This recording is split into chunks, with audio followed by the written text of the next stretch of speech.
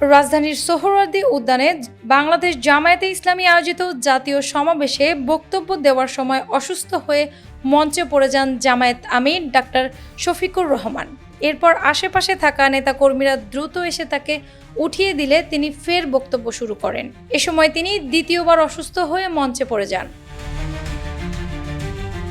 শনিবার ১৯ জুলাই বিকেল প্রায় ৫:৩০টার দিকে এ ঘটনা ঘটে। তিনি অসুস্থ হয়ে পড়লে জামায়াতের চিকিৎসকরা তাকে চিকিৎসা দেওয়া শুরু করেন।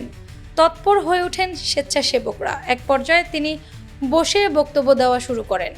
তিনি বলেন, আল্লাহ যত সময় হায়াত দিয়েছেন তত সময় লড়াই অব্যাহত থাকবে ইনশাল্লাহ। মুক্তি অর্জন না করা পর্যন্ত লড়াই অব্যাহত থাকবে। যদি মানুষের সেবা করার সুযোগ পাই তাহলে মালিক হব না, সেবক হব। জামায়াত আমির বলেন, জামায়াতে ইসলাম সরকার গঠন করলে কোনো দুর্নীতি করবে না, শুল্ক দিয়েই গাড়িতে চড়বে। অন্যদিকে রাজধানীর সোহরাওয়ার্দী উদ্যানে শনিবার বেলা ২টার দিকে বাংলাদেশ জামায়াতে ইসলামীর জাতীয় সমাবেশের মূল পর্ব শুরু হয়। এতে বিপুল সংখ্যক নেতাকর্মী যোগ দেন।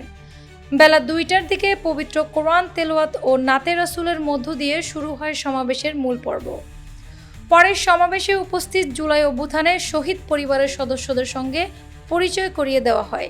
এর আগে সকাল ১০টায় পবিত্র কোরআন তিলাওয়াতের মধ্য দিয়ে সমাবেশের প্রথম পর্ব শুরু হয়। এরপর হামদ, নাত ও ইসলামী সঙ্গীত পরিবেশন করা হয়। অ্যানি আক্তার, বাংলা বাজার পত্রিকা।